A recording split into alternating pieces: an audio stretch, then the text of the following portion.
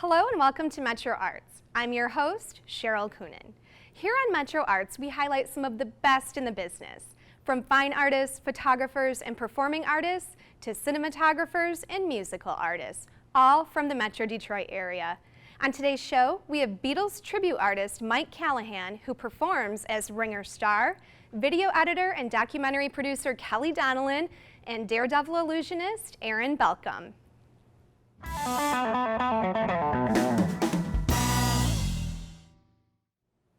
It's been 50 years since the Beatles arrived in the United States, and we're still in love with their music. In this segment of MetroArts, we're going to meet a Detroiter who is a Beatles tribute artist. Let's meet Ringer star.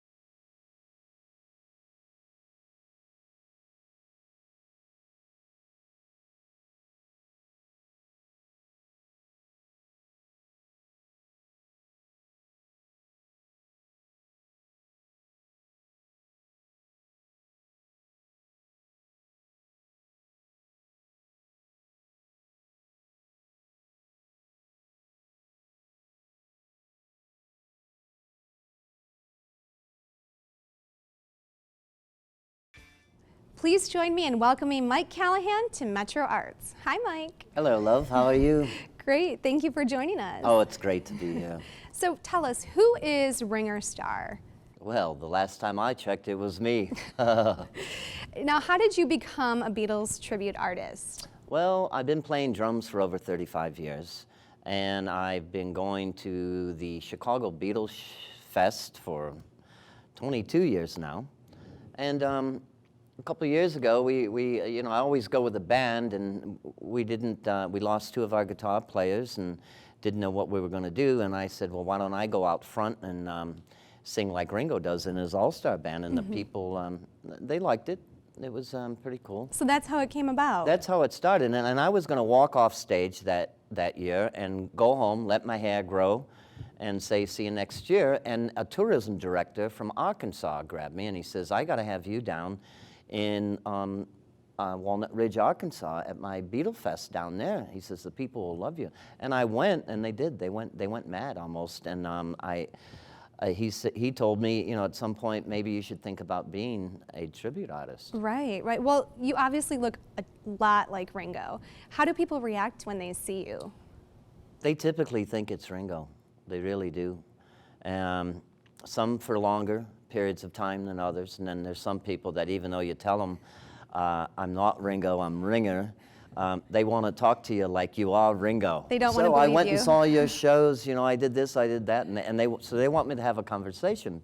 And I can kind of understand, it's the closest they're probably ever going to get to a Beatle, Ringo especially, so. So you play along a bit? I play along, it's great. It makes a lot of people happy. I take photographs, thousands of photographs, you know. It's just everybody wants a photograph, and it's pretty cool. I love it because it makes so many people happy. Right. I can imagine. Now, do you remember the first Beatles song you've ever heard? I think it was I Want to Hold Your Hand back in 1964. Is that your favorite song? No. It's hard to pick a favorite, but... do you have a favorite that you perform? Yeah, I like Slow Down. I like drumming to that. I put a little bit of my own flair because there's room in there to do that. And Tell Me Why was always cool. I always liked that drumming in that song as well. Now, tell us about the places that you've performed and some of the well-known artists that you've played with. Well, like I said, I went to the Chicago Beatle Fest, but there's other ones. There's one in New York, and I went up there for this year's, and it was the big one because it's the 50-year anniversary of the Beatles' first arrival at JFK. Right. So they had the Cavern Club Beatles come over from Liverpool and reenact it at JFK. and they had people there screaming and stuff. And they played the Hard Rock Cafe, and they asked me to sit in on their second set. So that was pretty cool, playing with, you know, Liverpool's greatest Beatles band, you know. And then when I was in Liverpool, the year before, I got to play with Mark Hudson, who is Ringo's producer for his first 8 albums, which was, you know, I'm not worthy kind of thing, you know. And Joey Mullen was in the band, and he's from Badfinger, and they were great friends. McCartney wrote songs for, George, I believe, wrote a couple songs for Badfinger. And an incredible band from Argentina, so it was really incredible because, you know, I went from doing a couple of Beatle Fest and singing with a microphone out front. This was my 4th time to do it, and it was in front of 2,000 people in a theater, the Liverpool Philharmonic. I was scared out of my wits, you know. That's incredible. It's different being not behind the drum set. Sure. You know? Well, we have some additional video of you performing. Oh, great. So let's take a look. All right.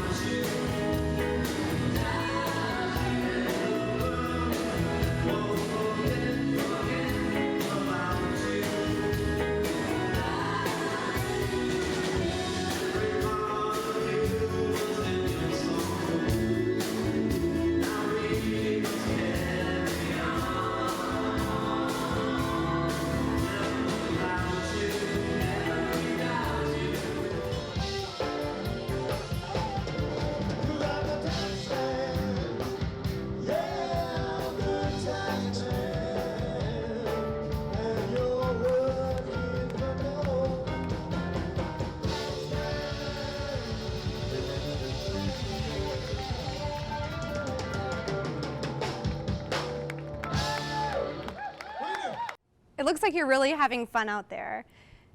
Oh, it's great. It is fun. If we want to learn more about you, do you have a website we can go to? I do, www.tributeartistringo.com.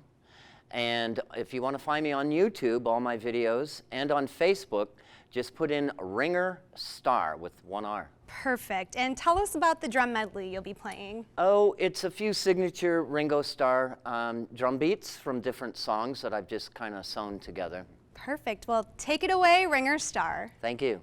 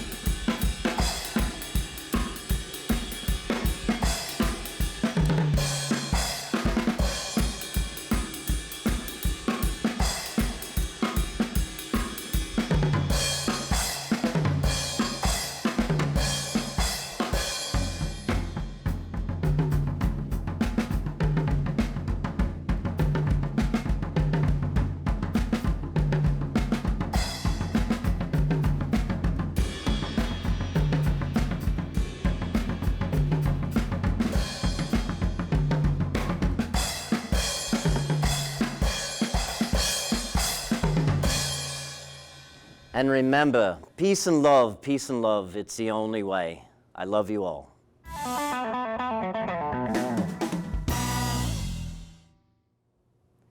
We'd like to welcome video editor, documentary producer, and Wayne State professor Kelly Donnellan to the Midtown studio. Hi, Kelly. Hi, how are you? Good, how are you? Good, hanging in there. Good. So when did you first get started in the film and video production industry?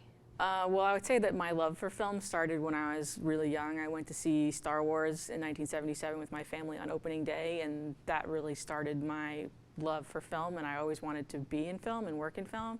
And then I got the opportunity to go to film school. I went to the University of North Carolina School of the Arts in Winston-Salem, North Carolina, and I majored obviously in film, and I had a concentration in editing and sound.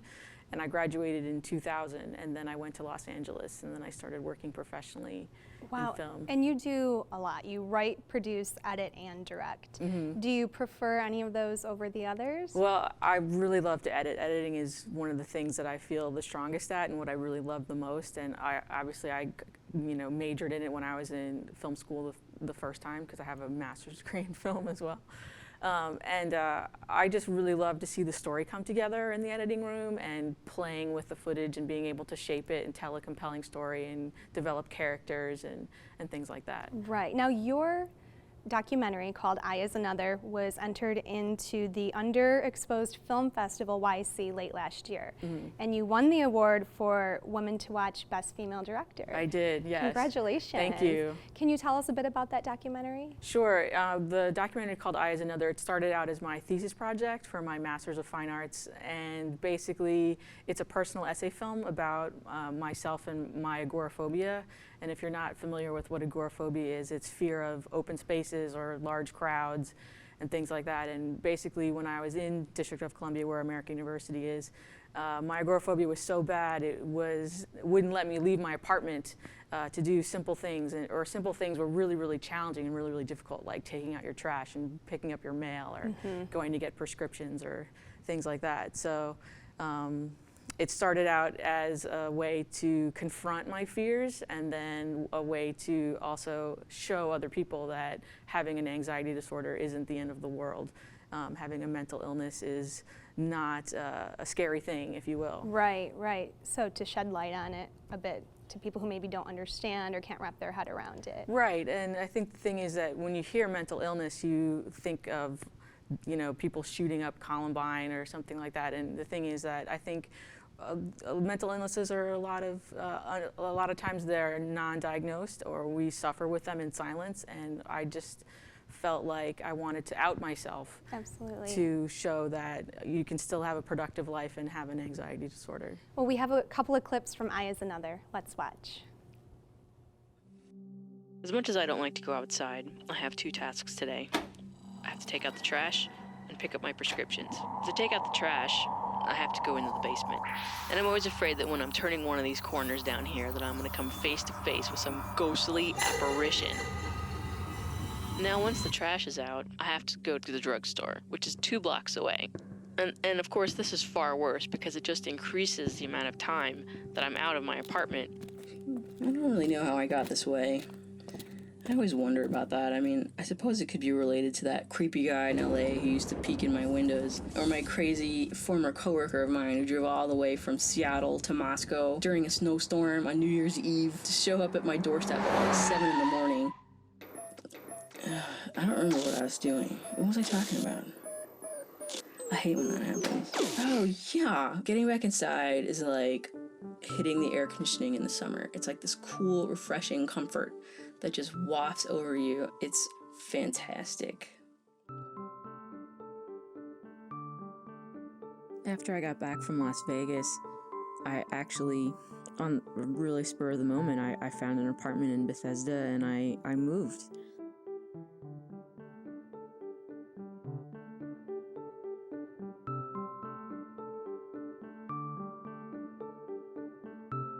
I used to live here. I lived here for 2 years. And it's really kind of gross. I even just cleaned it and it's so gross.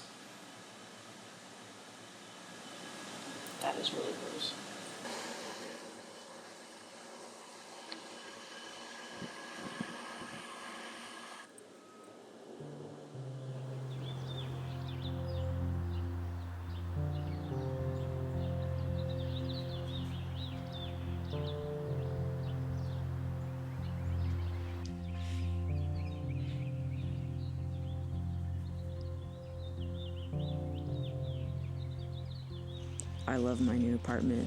It's fantastic. I don't think I've slept this well since Idaho, and the cats really love it.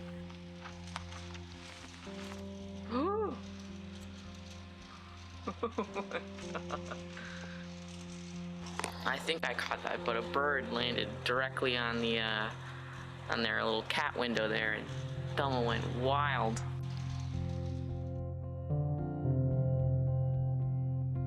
I didn't really get very far on my list. I still am filming, but the only thing that I managed to do that was on the list was I went to Arlington Cinema Draft House and I met Celeste there. I went to see Pineapple Express. I need to get out more. I need to experience life. Because I'm pretty much, I don't do anything besides I hibernate is basically what I do. And that's not very healthy. Wow, that was a really powerful clip. What other projects are you working on right now? Right now I'm working on several projects. I'm editing a documentary about eminent domain abuse that happened in Norwood, Ohio in like 2002. And then I'm also editing a comedic documentary about people and their bumper stickers. Oh, really? Interesting spectrum of things you're working on. Yes. And in addition to that, you're also a professor here at Wayne State in the Media Arts and Studies department. Yes. How did you get started in teaching? I got started in teaching actually when I left Los Angeles and I moved to Idaho, and then I started teaching at the University of Idaho, and I taught there for 2 years, and I taught the introduction class and the advanced digital media thesis production class. And then I really loved teaching and I wanted to teach full time, but I didn't have my terminal degree, so that's when I moved from Idaho to DC to get my master's degree in film. Very cool. And where can people go to learn more about you? Well, I have my faculty bio is up on the WSU website and under communication, and then I have a website myself. It's called fullcirclefilms.org. Great. Well, thank you so much for joining us today, Thanks for having Kelly. me. You're watching Metro Arts on Detroit Public Television.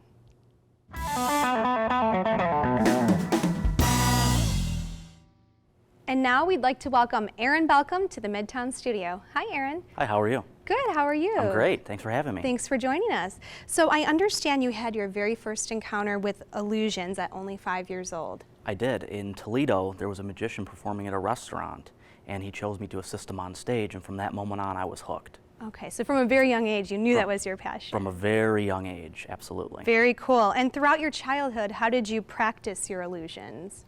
I would go see other performers, I would learn from them, I would buy books, go to magic shops, buy small props, and just perform as often as I could. So your first grand illusion, and maybe you can explain to us first, what is a grand illusion compared to just a regular illusion? If you'd like to talk about the that. difference between magic and illusion is usually magic will be like a card trick or some sleight of hand with coins or something, but a grand illusion uses larger objects, big props, or an assistant. Okay, so your first grand illusion was called the Temple of Benares. Yes. Tell us about that. The Temple of Benares looked like a small, East Indian temple, and my assistant would get inside and I would plunge about a half dozen swords through it. Wow, that's pretty intense. It was intense. Those assistants must be brave. Brave and well paid. In your opinion, is there a difference between illusionists and magicians? Are they one and the same? About 20% in pay. But you're an illusionist, so what Yes. would be the difference between what you do as opposed to what a magician does? Well, I usually focus on larger scale shows, illusions that utilize assistants or dangerous escapes, or even sometimes with monuments. Okay, like the train station, for Yes, example. when I performed Detroit's Mega Illusion a few years back when I vanished the train You station. vanished it. That's pretty amazing. Now, you mentioned being an escape artist, and you're also known as the Daredevil Illusionist. Tell us how that came about. The Daredevil Illusionist title is something that I came up with because a lot of what I perform has somewhat of a daredevil-like theme to it. Okay, what type of Daredevil acts have you performed? About two years ago, I was buried alive. I was handcuffed and shackled, I was locked in a coffin, and then buried, and I had to escape. Oh wow! How far down rather were you? Pretty buried? far. I mean, about 6 feet deep, Oh my gosh! underneath thousands of pounds of dirt. It was very dark. Wow, that is crazy. What would you say is your trademark performing style? Probably using kind of some rock and roll type music, modern trends, things like that. Almost like if you would go and see an illusionist at a nightclub or something. Oh, interesting. So you have kind of a second element to it. Exactly. Nice. Throughout your whole career, and I know you've traveled throughout the U.S. and abroad, what has been your favorite illusion to perform? Probably Detroit's Mega Illusion. Tell us a bit more about that for people who maybe didn't get to see it. Detroit's Mega Illusion was something, it was a project that I worked on for about 3 years. And it basically involved vanishing the old train station in Detroit. It's the largest illusion in history, vanishing a 500,000 square foot object. That's amazing. And then that was televised or in front of a live crowd? Or? Both. Wow. This is so cool. And have you been inspired by an illusionist in your career? I know you mentioned one, but any others that? There have been a few different performers who have inspired me throughout my career. I found growing up it was David Copperfield, but as I started to get older, it was more of the people from the past of magic, like Harry Houdini, and there was another performer also from Michigan, Harry Blackstone Jr., who really inspired me. And I'm sure you're inspiring a lot of illusionists in the making right now. I get a lot of emails and a lot of kids coming up to me after shows. So. That's so cool. And you're going to be performing an illusion for us right here in the studio, which is super exciting. Yeah. Can you tell us what you're going to be doing? The illusion that I'll be performing is one that was inspired by Harry Blackstone. When he passed away in the 90s, I bought some of his props and costumes. And using those items, it inspired me to create the illusion that I'll be showing you today. And you're doing it with the help of an assistant? Yes. Okay, cool. Well, where can people go to find out more about you and see where you'll be performing next? The best place would either be Twitter at Daredevil Magic or Facebook at Daredevil Illusionist. Okay. Well, thank you so much for joining us today. Well, thanks for having me. You're watching MetroArts, produced at the Midtown Studio at Wayne State University.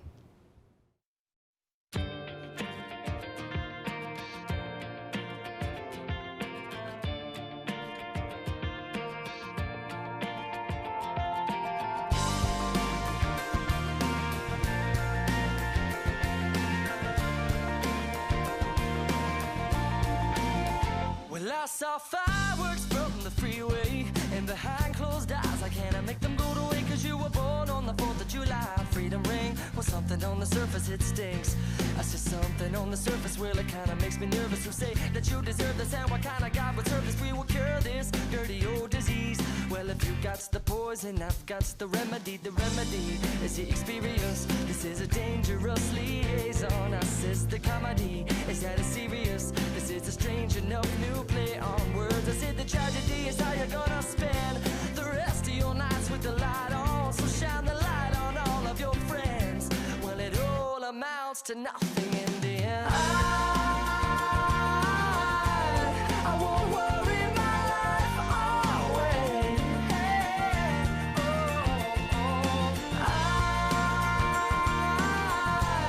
I won't worry my life away.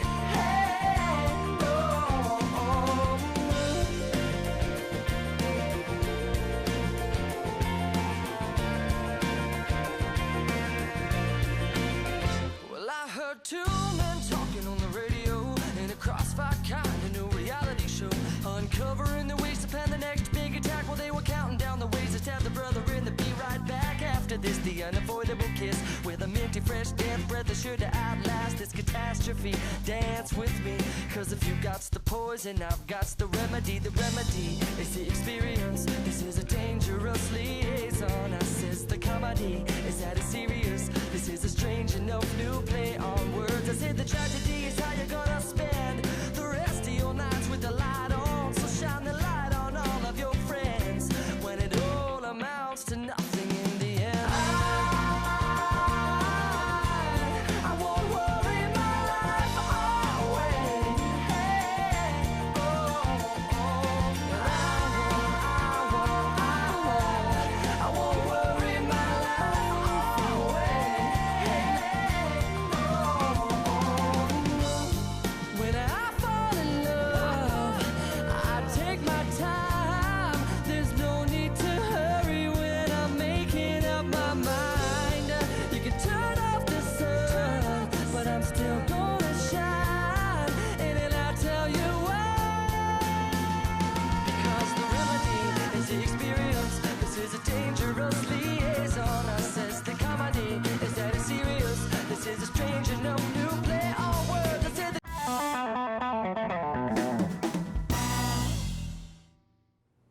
We hope you enjoyed today's show. I'd like to thank our guests, Mike Callahan, Kelly Donnellan, and Aaron Balcom for joining us today. I'm your host on MetroArts, Cheryl Coonan, reminding you to foster your own creativity and always support the arts wherever you go.